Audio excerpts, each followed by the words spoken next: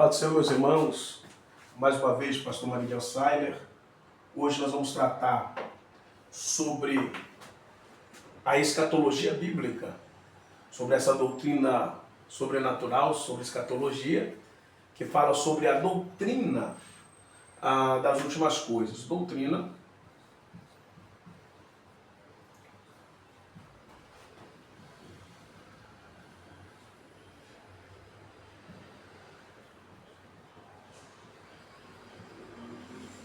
das últimas coisas. Então a escatologia trata sobre o fim do mundo presente, o fim da era presente. Então tudo aquilo que trata sobre as últimas coisas se trata sobre a escatologia bíblica, tá? Escatologia bíblica é uma das aulas mais emblemáticas, é uma das aulas que tratam sobre o arrebatamento, sobre o fim das eras. Então nós vamos tratar sobre isso. Doutrina das últimas coisas. É um dos assuntos tão emblemáticos que existem várias visões dentro da escatologia. Por exemplo, existe a visão, uma escola chamada idealista.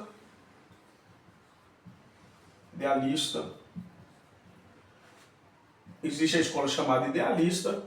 Os idealistas, ele defende a ideia, né? Já falar de ideia. Os idealistas trazem a ideia que o Apocalipse, né, a escatologia, a batalha do bem e o mal, só existe para revelar que existe essa batalha entre o bem e o mal, que tudo na Bíblia se concretiza no Apocalipse falando sobre essa batalha entre o bem e o mal. Mas a ideia não se sustenta, né? A segunda escola é os historicistas. Historicista, eles acreditam que todo o cumprimento já se cumpriu ao decorrer da história, vem cumprindo parcialmente a história, a escatologia em si. Nós devemos ter, como futurista, uma mente aberta e entender, por exemplo, o Apocalipse. O capítulo 1 já se cumpriu, o capítulo 2 já se cumpriu, o capítulo 3 já se cumpriu. A partir do capítulo 4, que nós vemos o arrebatamento de João representando o arrebatamento da igreja, o capítulo 5, o livro selado com selos, ainda não se cumpriram. E o desencadeado da grande tribulação do capítulo 6 começa a grande tribulação. O historicista acredita que tudo já se cumpriu pedaço na história. Existe também a escola preterista. Os preteristas,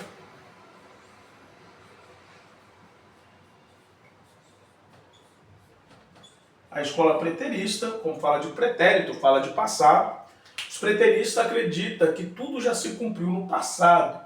Por exemplo, no ano 70 depois de Cristo, da nossa era, Tito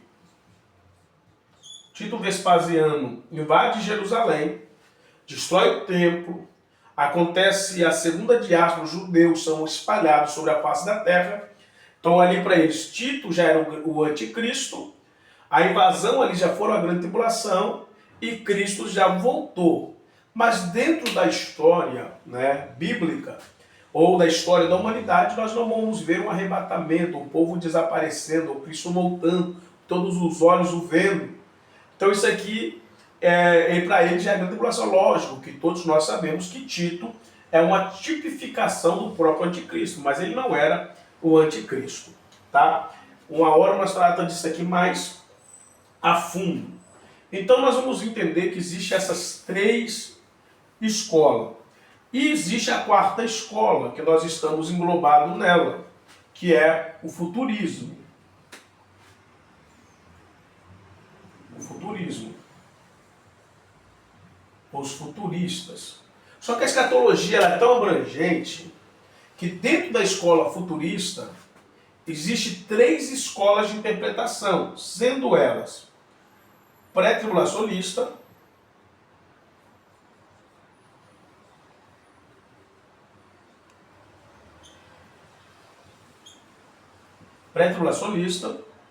o meso. Toda vez que falamos de meso é meio, ou mid em algumas traduções, de algumas pessoas. Meso, tribulacionista, Meso é meio, por exemplo, Mesopotâmia, entre rios. Então, Mesorâneo, céu intermediário, céu do meio. Então, meso-tribulacionistas. E tenho os pós-tribulacionistas. Os pós-tribulacionistas. O meso acredita que a igreja ela entra pela metade da grande tribulação por 3 anos e meio. E no final dos 3 anos e meio, Cristo volta para arrebatar a igreja. O pós-tribulacionismo acredita que a igreja ela passa por toda a grande tribulação. Deixa eu simplificar, eu vou falar aqui no caso do outro. Eu não sou um bom desenhista, mas deixa eu desenhar aqui de uma forma bem simples essa visão, tá? do pré-tribulacionismo e do mesotribulacionismo. Vamos lá. Primeiro nós vamos entender o pré. Vamos lá. O pré. Fazer uma corrente aqui, para nós entendermos. O pré-tribulacionismo. Deixa eu colocar maior aqui.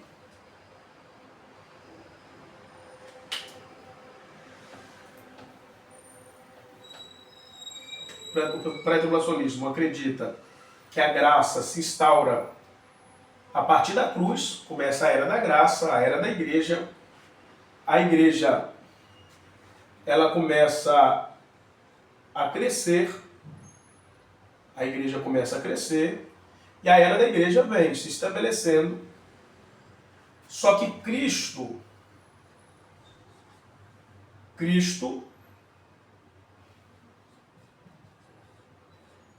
ele volta antes da grande tribulação. Antes da grande tribulação. Então Cristo volta, a igreja sobe com Cristo, e agora instaura-se a grande tribulação. 3 anos e meio de falsa paz, mais 3 anos e meio de guerra, grande tribulação. No final dos 3 anos e meio é onde Cristo volta em glória, onde todo olho o verá. Aqui a parousia,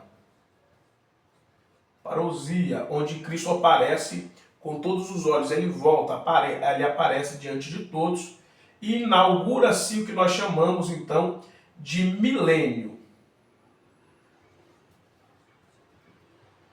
O milênio, onde Cristo reina sobre a terra durante 1000 anos.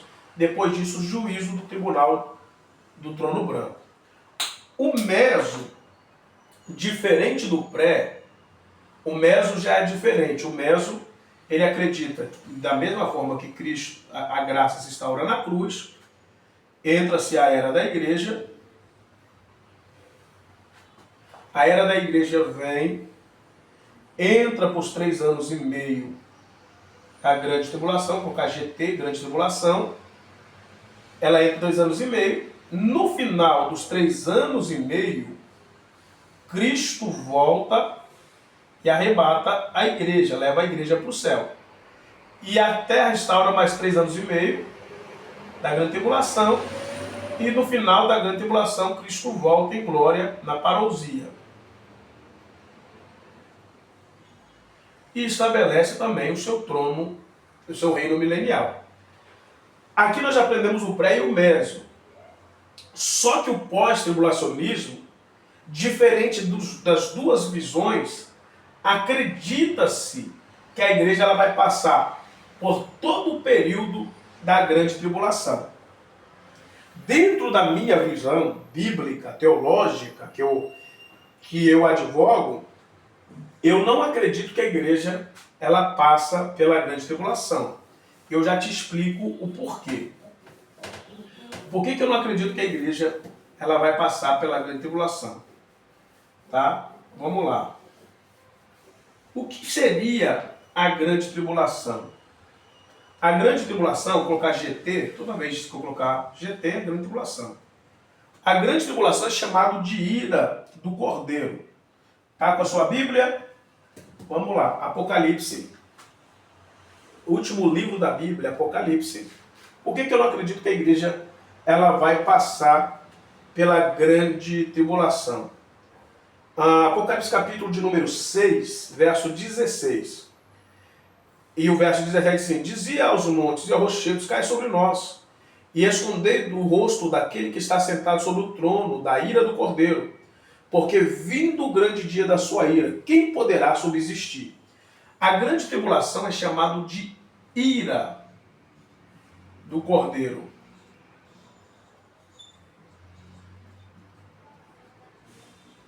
Vou colocar aqui a referência, para depois você se localizar mais fácil. Apocalipse 6, verso 16 e 17. Então chama ela de ira, a ira do Cordeiro. Então nós vamos perceber que a grande tribulação é a ira do Cordeiro.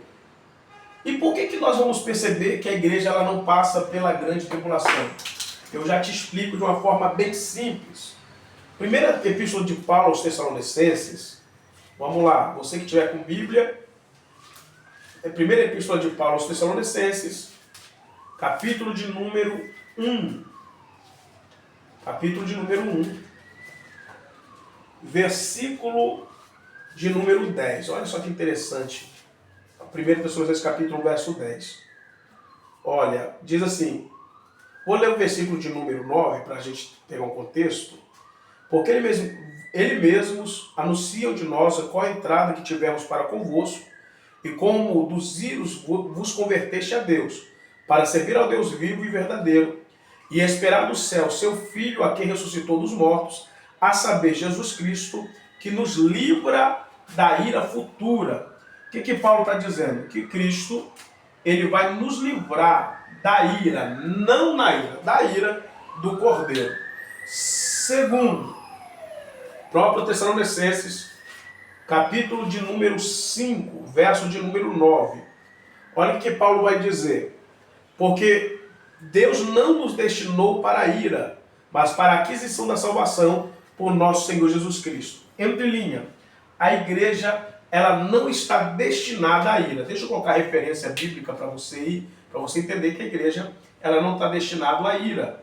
1 Tessalonicenses, capítulo 1, verso 10. 1 Tessalonicenses, capítulo 5, verso 9. A igreja ela não está destinada à ira.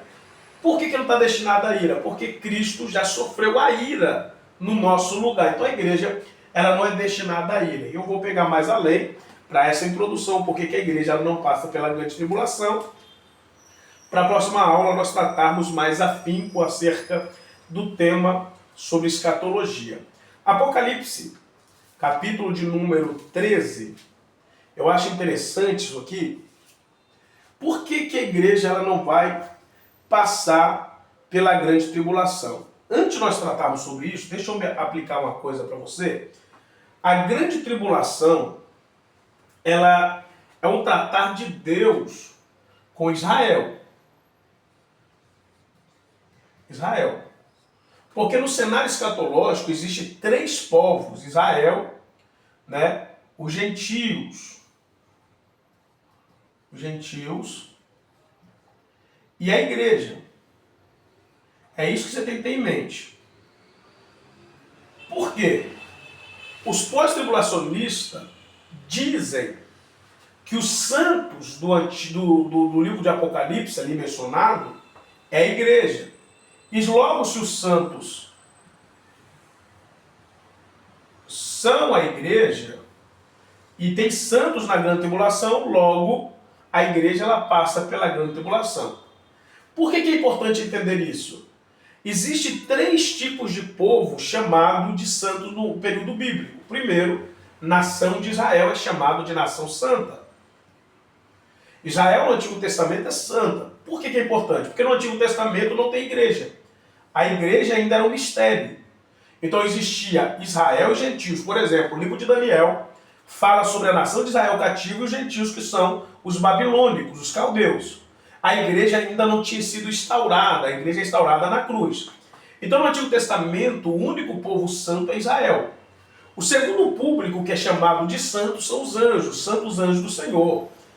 E o terceiro grupo chamado santos já no Novo Testamento é a igreja. Mas se nós voltássemos sobre o Antigo Testamento, falando sobre nações, O único povo que era santo era Israel. Os gentios eram pagãos.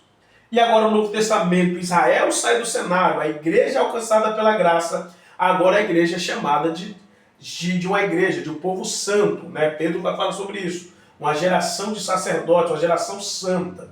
Então a igreja ela é santa. Só que quando a igreja for arrebatada, a igreja ela sai do cenário. E Israel volta ao cenário escatológico novamente. Então, se não existe a igreja que é santa na terra, o povo chamado santo é Israel.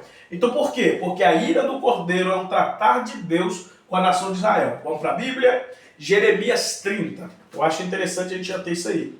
Jeremias capítulo 30, lá no Antigo Testamento, para que nós possamos tratar o porquê que a igreja não passa na grande tribulação, nós temos que entender isso. Jeremias capítulo 30. Jeremias capítulo 30, verso de número 7. Jeremias 30, verso 7. Olha o que o profeta vai dizer sobre esse tempo de angústia. Vai dizer assim, ó. Porque aquele dia, fala da grande tribulação, é tão grande que não houve outro semelhante. É um tempo de angústia para Jacó, porém será salvo dela.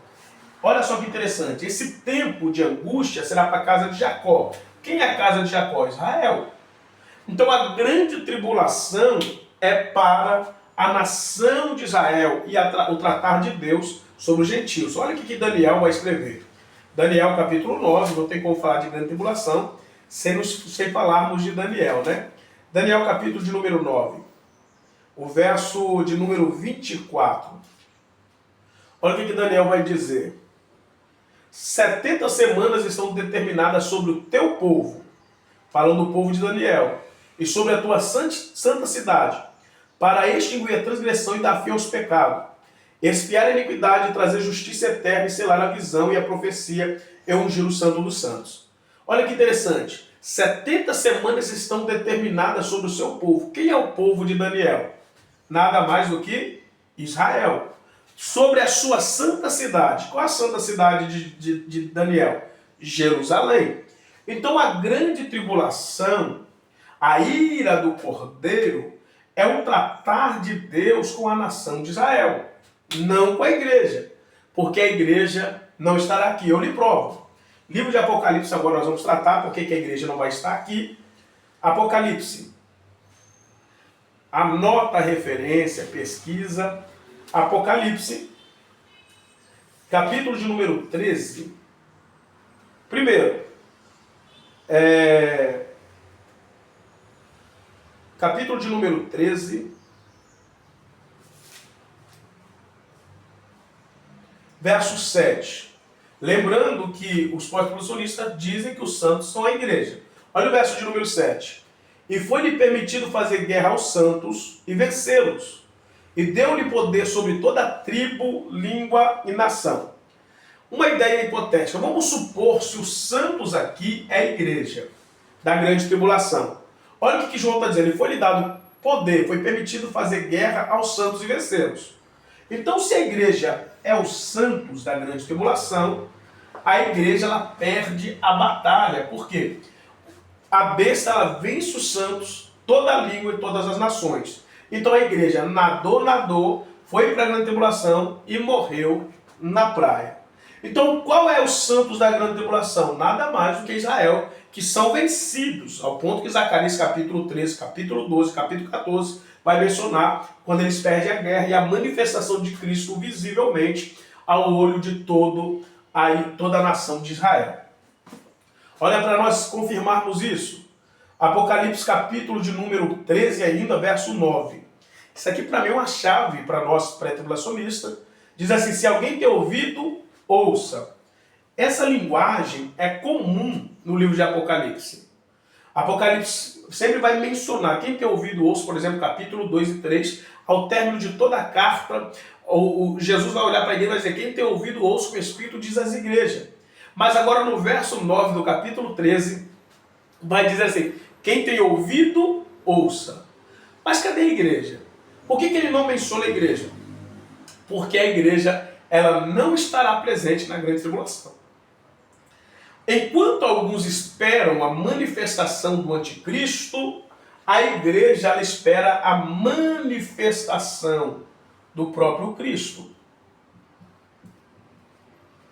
Por quê? Porque os pais estão esperando a manifestação do anticristo, né? O opositor, a contra, no lugar de. Só que a igreja, ela espera a manifestação de Cristo. Capítulo de número 14, olha que interessante. Capítulo 14 de Apocalipse, verso 6.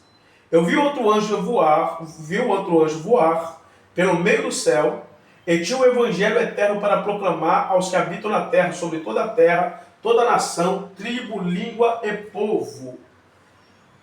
Por que é interessante entender isso? Lá na grande tribulação nós vamos ver anjos pregando. Peraí, a função de pregar o evangelho que está no texto é da igreja. Só que agora nós vamos ver anjo pregando, 2 testemunhas pregando, 144 mil selados pregando e a igreja calada. Por que a igreja não está pregando na grande tribulação? Porque a igreja não estará aqui, mas a igreja estará juntamente com Cristo no céu. Apocalipse capítulo 3, verso 10. Te guardarei da hora da tentação que virá sobre os que habitam sobre a terra. Eu sei que guardar da hora há questões a ser tratadas sobre isso, mas existe também os que habitam. A palavra habitar ali, catoqueio, eu acho interessante que fixou morada, que está morando. Se existe os que estão morando na terra, nos mostra, nos remete que existe um povo que não está morando mais na terra, uma igreja que habita no céu. Então a igreja, ela não passará pela grande tribulação. Que essa aula sirva para o teu crescimento espiritual, porque na próxima aula nós vamos tratar sobre o significado de escatologia, de arrebatamento, a diferença de arrebatamento e parousia, e nós vamos tratar aí alguns assuntos sobre este tema, sobre escatologia. Deus abençoe, um grande abraço, fique na paz.